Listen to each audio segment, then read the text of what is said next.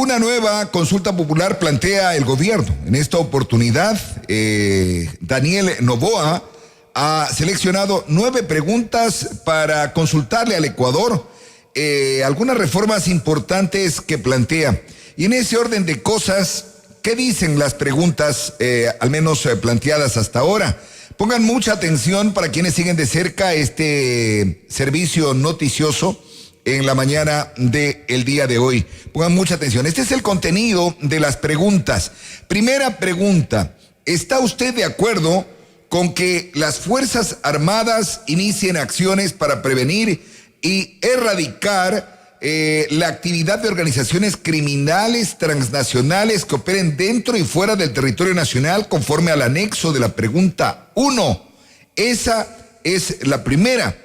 Y es más que evidente la respuesta, creo que ciudadana, será inmediata. No sé si las tiene a la mano, segundo, y vamos alternando. Sí, por supuesto, vamos alternando allí y pasaríamos a la pregunta 2, que se detalle y da a conocer lo siguiente. ¿Está usted de acuerdo con que las Fuerzas Armadas realicen control de armas, municiones, explosivos y accesorios permanentemente en las rutas, caminos y corredores autorizados para el ingreso de los centros de rehabilitación social? Esa la pregunta 2. Mientras tanto, la pregunta 3 dice lo siguiente. Mucha atención. ¿Está usted de acuerdo con que los miembros de las Fuerzas Armadas, la Policía Nacional y el Cuerpo de Seguridad y Vigilancia Penitenciaria no sean privados de su libertad o se les ordene arresto domiciliario mientras dure la investigación o proceso penal por sus actos ejecutados con el uso de la fuerza, reformando el Código Orgánico Integral Penal conforme al anexo de la pregunta 3? Eso es lo que se detalla. Vamos con la 4 entonces. Pregunta 4. ¿Está usted de acuerdo con que se implementen o se incrementen más bien las penas de los delitos de terrorismo y su financiación? También la producción y tráfico ilícito de sustancias catalogadas sujetas a fiscalización, delincuencia organizada, también asesinato, sicariato, trata de personas, secuestro extorsivo, tráfico de armas, lavado de activos y actividad ilícita de recursos mineros, reformando el Código Orgánico Integral para conforme el anexo de la pregunta 4. Pregunta número 5. Bien, aquí por lo menos ya hay una variante, ¿no? ¿Está usted de acuerdo con que las personas privadas de la libertad cumplan la totalidad de su pena dentro del Centro de Rehabilitación Social en los delitos detallados en el anexo de la pregunta 5, reformando el Código Orgánico Integral Penal conforme consta en el referido anexo?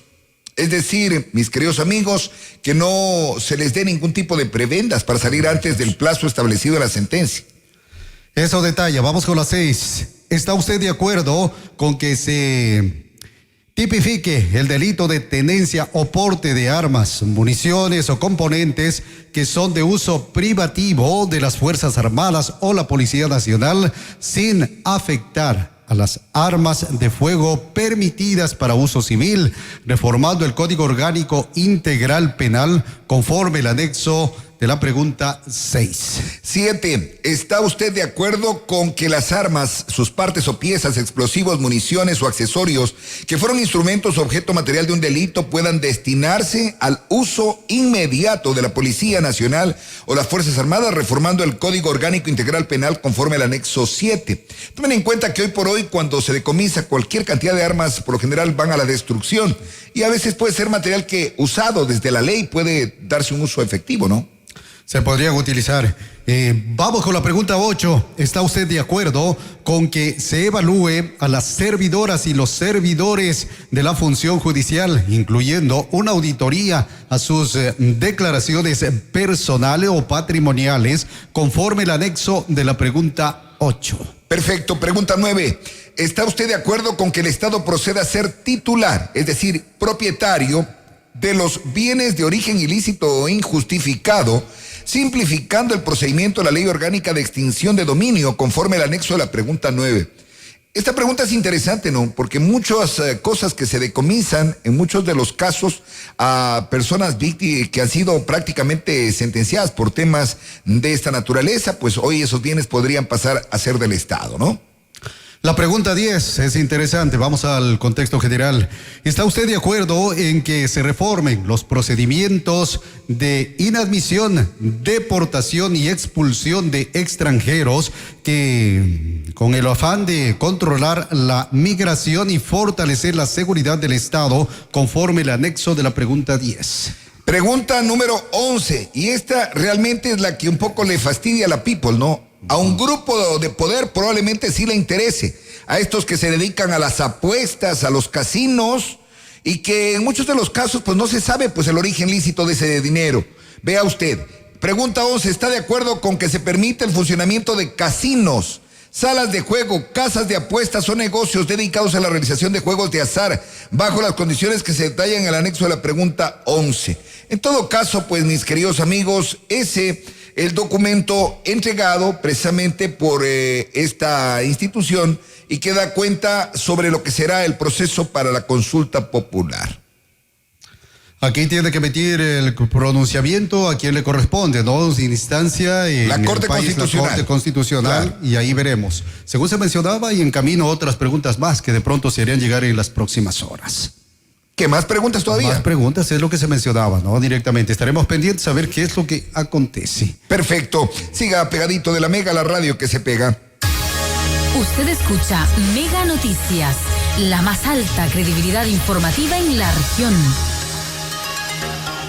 Bueno, hay novedades, ¿no? Y preocupación. Y ya ayer en rueda de prensa desde Guayas informaba, ¿no? Sobre este hecho en particular que un poco conmocionó al país. El saber de que prácticamente se habría ido alias Fito. No estaría en la penitenciaría del Litoral, entendiendo que se cumplió un operativo con más de 1,000 hombres para movilizarlo, pero a la hora de la hora no pasó nada. Hay información de Teleamazonas con detalles sobre este tema en particular. Vamos a compartir de inmediato. Mucha atención. Así es, más de 12 horas pasaron para que las autoridades den un pronunciamiento acerca del paradero de alias Fito. Tras la reunión del COSEPE que de forma urgente se dio cita esta tarde en Guayaquil, la policía confirmó que desconocen el paradero de Adolfo Macías Villamar alias Fito, que se encontraba detenido en la regional. Lo cierto es que aún el gobierno no encuentra al líder de los choneros. Escuchemos las declaraciones que dio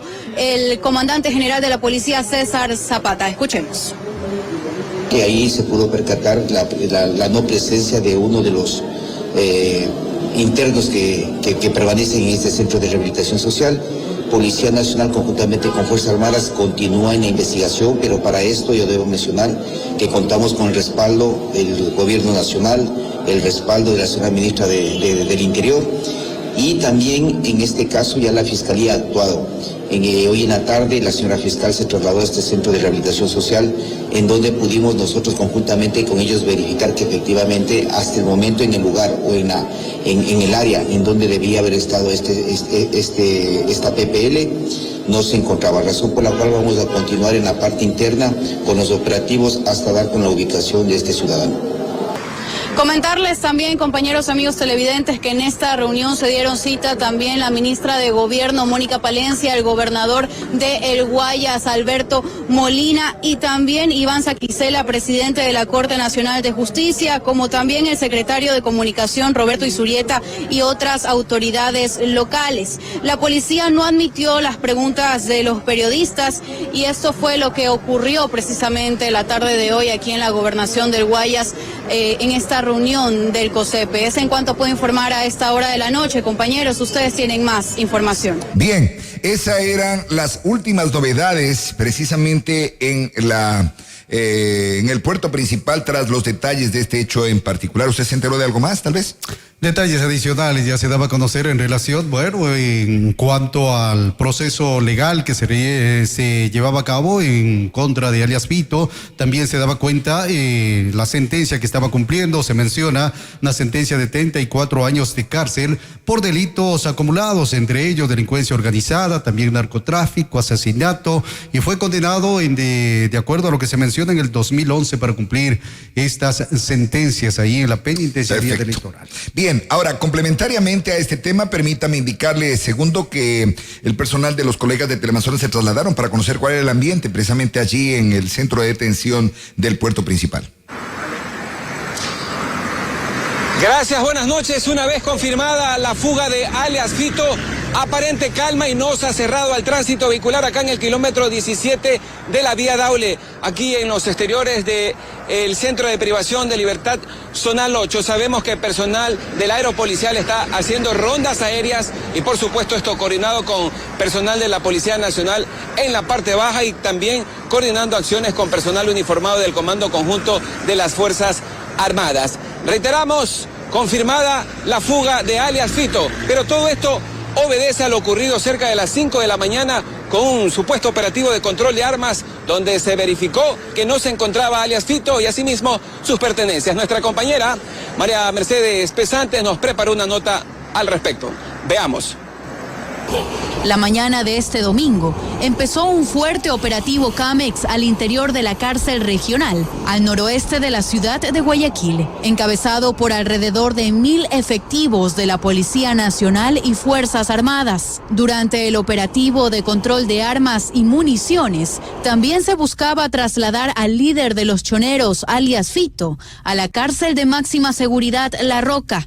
Sin embargo, al llegar a su celda, no fue encontrado por los uniformados. Tras la alerta, la revisión por parte de la Policía Nacional y Fuerzas Armadas se extendió a la penitenciaría del Litoral durante toda la tarde del domingo.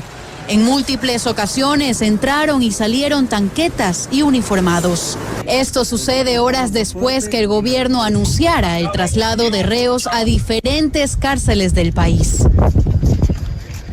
¿Y quién es José Adolfo Macías Villamar, más conocido como el alias Fito, quien por supuesto es uno de los principales cabecillas de esta banda narcodelictiva de los choneros? Veamos la nota.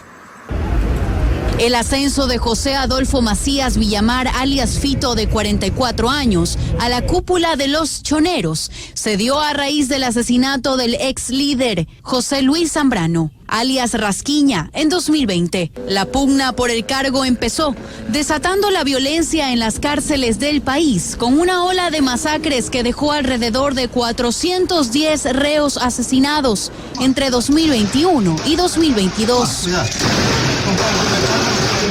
Al mando quedaron Junior Roldán, alias JR, y José Adolfo Macías Villamar, alias Fito. Posteriormente, JR fue asesinado en Colombia en mayo del 2023, dejando a alias Fito al frente de la organización delictiva. José Adolfo Macías Villamar fue sentenciado a 34 años de prisión en 2011 por alrededor de 14 delitos como narcotráfico, extorsión, delincuencia organizada, robo, porte de armas y homicidio.